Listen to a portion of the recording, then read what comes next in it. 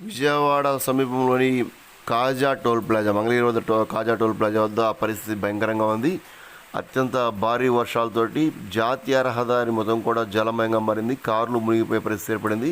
ఇక్కడ వాహన చోదకులు చాలా ఇబ్బందులు పడుతూ వాహనాలు ముందుకు తీసుకునే పరిస్థితి. కాబట్టి పోలీసు అధికారులు తెలియజేస్తున్నారు, అత్యవసర పరిస్థితులు ఉంటే తప్ప బయటికి రావద్దని.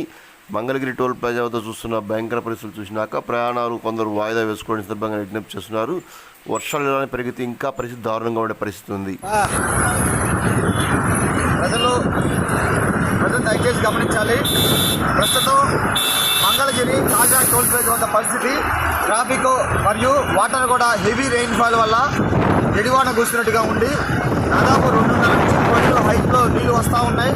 ఈవెన్ కార్లు సైతం కొట్టుకుపోయే పరిస్థితి. దయచేసి ప్రజలు గమనించాలి. అత్యవసరం అయితేనే దయచేసి బయటికి రండి. అనవసరంగా రోడ్ల మీద రావడం కానీ ఈ విధంగా దయచేసి చేయొద్దు. ప్రాణాలు సైతం ప్రమాదంలో పడి